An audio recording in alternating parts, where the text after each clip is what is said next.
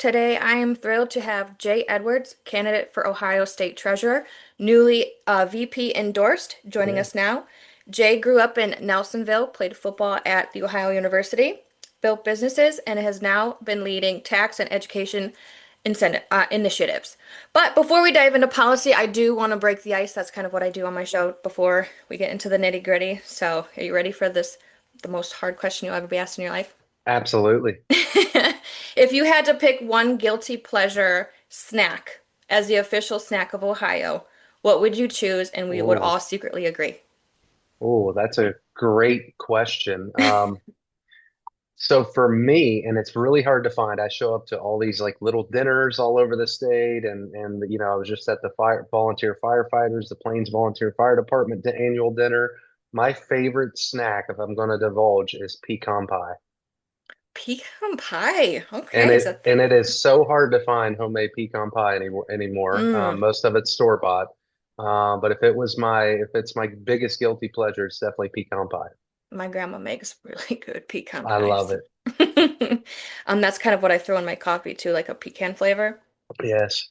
Okay, so we'll just get right into it. So the I want to talk about those who don't really understand what the state treasurer does. Can you kind of break that down and maybe explain it in a way I could explain? Like I have to understand it because when I Yes. see numbers, I see scribbles. I don't even Yes. nothing. So yeah, so I'll leave the floor to you.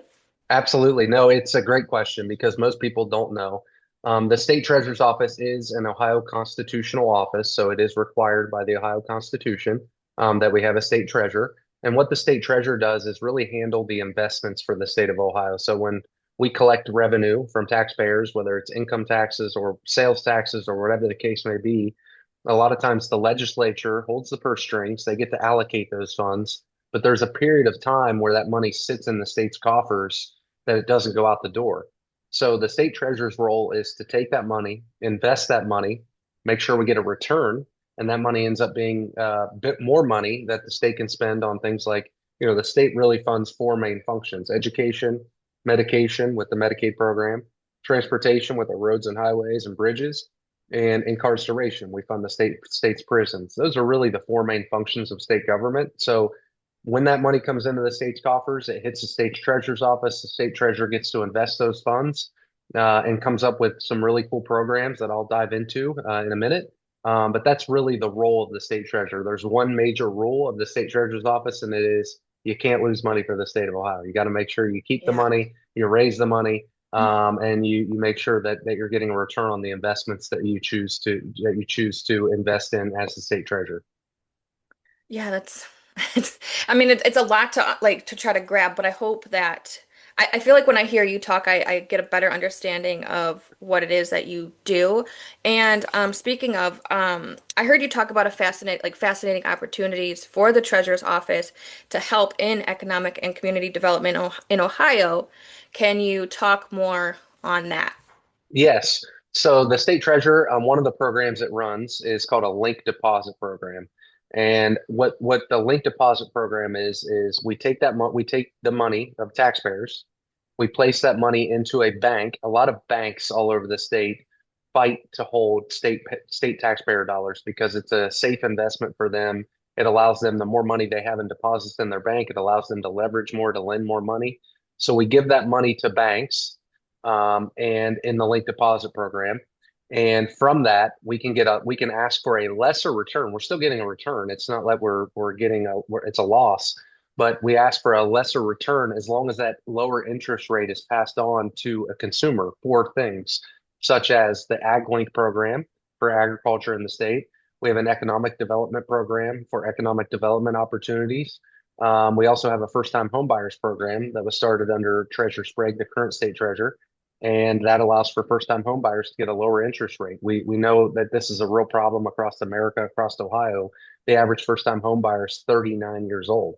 Hmm. How can we expect people to want to have a family and start to grow their family and get a good paying job and all those sorts of things if the biggest investment 95% of people ever make is in their home?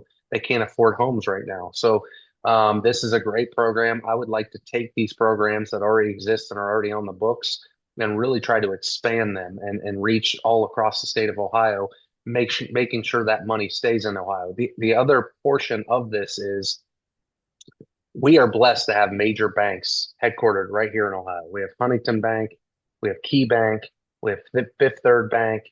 So we're blessed to have major institutional banks that employ a lot of people, even the banks that are nationally known, the JP Morgan Chases and Banks of America, Bank of America.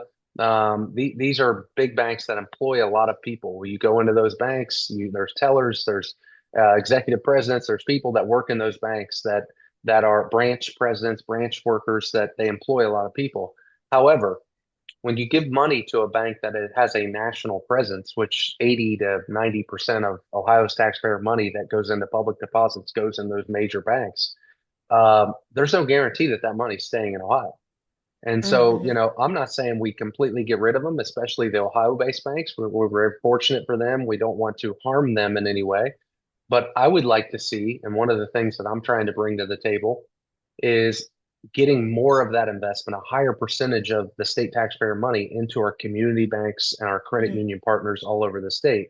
If you go to a community bank, if that money goes to a community bank, not only are you ensuring those investments stay in Ohio, most of the time they're staying in the area, in the region or the county of that community bank.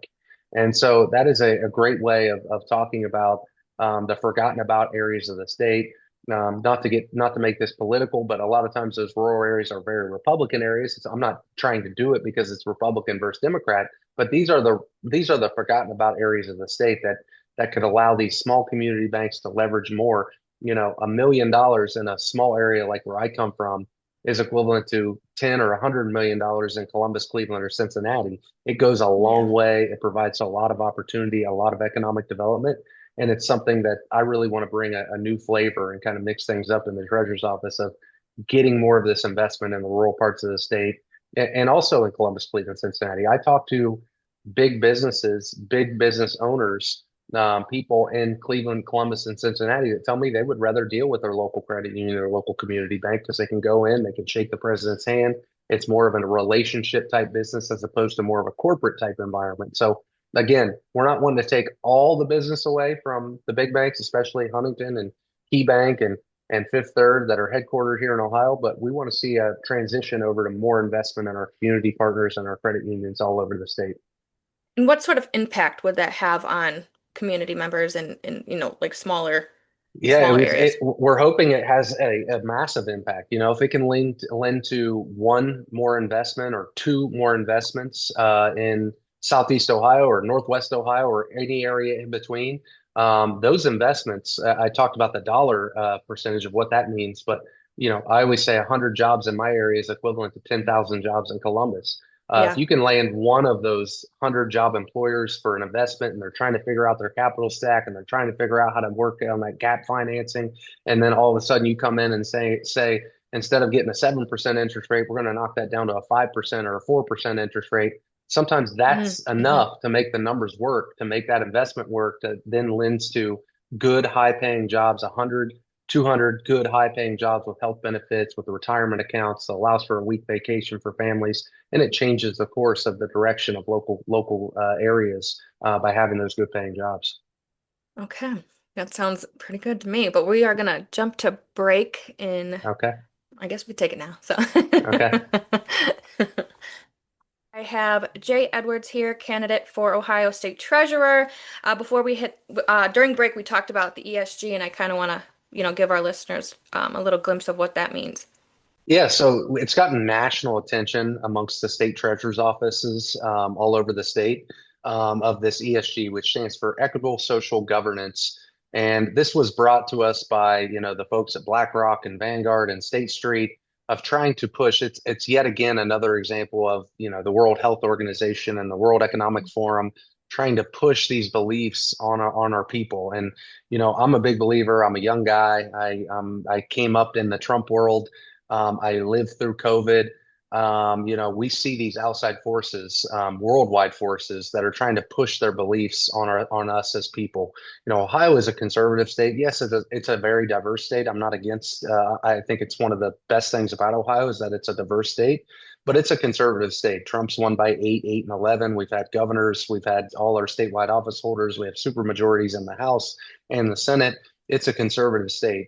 And so when I hear about this ESG being pushed on conservatives, being pushed on natural gas companies in Eastern Ohio that can't get a loan because they release too much carbon in the atmosphere, or companies not being able to get a loan because their board makeup that they don't adhere to LGBTQ ideology or whatever the case may be. I don't think that matches up with the principles of the state of Ohio. And there's been 8 states around the country that have banned this ESG from their treasurer's office from allowing their state investment to go into Mm, these okay. programs. And the Hmm. other thing is there is debanking taking place. The Trump organization got debanked. The NRA, National Rifle Association, I'm a proud lifetime member, got debanked. Turning Point USA, Charlie Kirk's organization, got debanked because of their conservative beliefs. All 3 of them happen to be from Bank of America. Bank of America is one of the hardest pushers of ESG and pushing that upon the people they do business with. They Hmm. will Hmm. proudly do business with Planned Parenthood. They will proudly do business with Black Lives Matter. They'll proudly do business with all of these organizations, which is fine. I could care less. But why are you punishing conservative organizations? Yeah. So it's an unfair balance. It kind of goes back to, again, during COVID, these ESG even applied to vaccines. We want to require vaccines and we want to push vaccines, and we're not going to allow anyone on your board or any of your employees to have a discussion, an open dialogue, a First Amendment right about vaccines.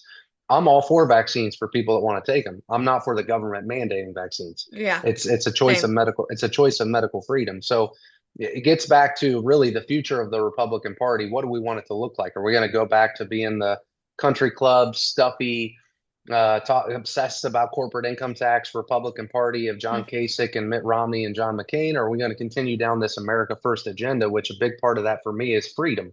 And yeah. it's not allowing outside organizations tell us how we're going to live our life. It's not about digital IDs. It's not about forcing vaccines and masks on us. It's not about Hmm. telling us we have to believe certain ideology or you're not going to be able to get a loan for a house. It's about freedom and allowing people to be Yeah, that was huge. themselves. And I so, like, I don't mean to cut you off, but no, you're fine. you said the ideology to get a house like that. I think that was one of the best things I think I've heard in a while. Just because it's so true everywhere. Just It it, is, and we still allow our state tax dollars to be invested in these banks that are pushing this stuff on us. hmm. So, from day one, I'm going to come into that office and I'm saying no more ESG. We're not doing business. We're not allowing banks to hold our taxpayer dollars if they don't hold our principles. It's not Yeah. fair to take money from conservatives, but then allow our dollars and these companies to profit off of conservatives' tax dollars that they are biased against. So Mm, it sounds like a crazy concept. 8 states have done it. And here's the little known fact. I said earlier, the number one rule of the state treasurer's office, you can't lose money. Texas was the most aggressive on getting rid of ESG. And since they've gotten rid of ESG, all the Wall Street folks, all the Vanguard and State Street and BlackRock, all they said was, you'll lose money. You won't get a good return on your investment. Guess what's happened in Texas? They've had a bigger return on the investment since they've mm, gotten rid of their ESG stuff. So yeah. this can be done. Other states have done it. West Virginia did it. Other states have done it. I don't know why Ohio, being as conservative as we are, haven't done this. And again, Hmm. it's not about conservative Democrat. It's about a fair, level playing field for everybody. If you're going to allow freedom on the left, you've got to allow freedom on the right. Just so happens over the last decade, we've seen this cutoff and bias and discrimination happening on one side and not the other. Amen. Amen. You mentioned JD. How did that go? How did your endorsement go? Yeah, so I've been friends with JD for a while, and from the time he ran for the U.S. Senate here in Ohio, we kind of really gravitated towards each other. Of course, his story being from Appalachia, I'm from Appalachia, and it was something that he didn't owe me anything. I think he chose me because thinks I'm the best person for the job, and Mm, part of that is this conversation I'm having. I'm going out and talking to people like yourself and educating what the state treasurer's office does, why I'm different, what I have to offer. I have a plan for this position. I'm not playing the game of musical chairs that all the other statewide office holders are doing. I want this role. I have a plan for this role. But it's also talking to people, especially young people, about what the future of the Republican Party looks like. And that's where me and JD match up one for one. We don't want to go back to the old school Republican Party. We want to stay the America first, really focused on blue collar, middle class people, focused on freedom for the American people on both sides, and really make sure we're moving forward. We're now going to be living in the election cycles ahead in a post-Trump era, Trump's not going to be on the Hmm. ballot anymore. What does it look Hmm. like? And you're going to see an internal struggle in the Republican Party. I won't name Hmm. names, but you're going to see a struggle of national Republicans that are going to try to take us right back to the pre-Trump era Republican Yeah. style politics. JD wants to move us forward and really get into. I read a statistic the other day. 46% of people 18 to 29 voted Republican for Trump in 2024. Yeah. Amongst them, 56% amongst white males in that age group voted Republican. The first ever of its kind that we're getting the young people to vote. And the reason why is because we're talking about the cost of gas, the cost of Hmm. groceries, wanting you to be able to afford a house, wanting you to have kids and be able to afford taking a week's vacation and building up retirement accounts and not focused on all this other nonsense that the left seems to be focused on, but really focusing on those kitchen table issues. JD Vance believes in that. He knows I've been a fighter on that for the last decade. And so it was an honor of a lifetime to receive his endorsement, the first endorsement he's made Yeah, since I'm being really the vice excited for president. you. That's making me So so yeah, excited. it's really exciting, and I'm excited to push for him in 2028 as well. Oh yeah, that's yeah. Speaking of, you were talking about like the diversity of Ohio. So what do you think like urban Ohioans and the rural Ohioans share in common? When you look, and I kind of always had a connection with the Legislative Black Caucus in Columbus that represented those urban areas. We would constantly talk, and I was always pushing this and letting them know we aren't that much there. Yes, we disagree on things like guns and babies and those sorts of things. Take those issues off the plate. We have a lot in common. We're dealing with single family households. We're dealing with Hmm. drug abuse. We're dealing with Hmm. generational poverty. We're dealing with generational welfare. We're dealing with lack of access to healthcare. We're dealing with lack of access of transportation. We're dealing with, educational issues. We really have a lot of the same similar issues. And so there's no reason that we can't work together. And so, I'm looking forward to once I went in the primary of getting out there and talking to people in the urban areas. I'm not afraid to go to urban areas and talk because we want them to be able to afford to buy a house just as much as we want kids in rural Appalachia. This is Yeah. about helping young people across the board. It's about helping families across the board and really sticking up for these generational issues that aren't too much different from the urban areas to the Appalachian areas. Yeah, you gave me goosies when you were just down my whole left side. Yes, I think it's really important because you're young, and I think it's really important for, my generation. How old are you? 36. It's not polite Okay, to so we're ask. No, I'm like, just kidding. I'm just so kidding. we're like around the same age. So and then my kids are seeing what I'm doing, and I think just getting fresh meat, fresh ideas, younger ideas in, like that's what I did when I tried to run for city council, just bringing new ideas. But there's so many people stuck. So I think when you recognize the diverse, and then from the urban to rural, I think you're bringing great ideas, and I know this is a competitive race. Am I correct on that? Yeah, it's a competitive race. So before we close out, what sets you apart from the others who are running? I think my age, my energy, and my future of what I see the Republican Party look like. It's not about the corporate, businesses are well represented. I'm not saying I'm anti-business, but they're well represented. I want to focus on those blue collar generational issues that we face in Ohio.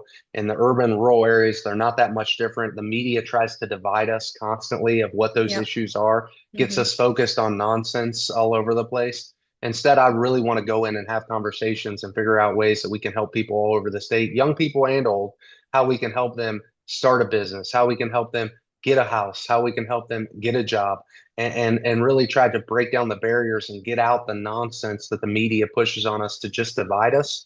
Because Hmm. I think if we got that out of the way, we would really look in the mirror and realize there's not that much difference all over the state on the issues that we're facing right now.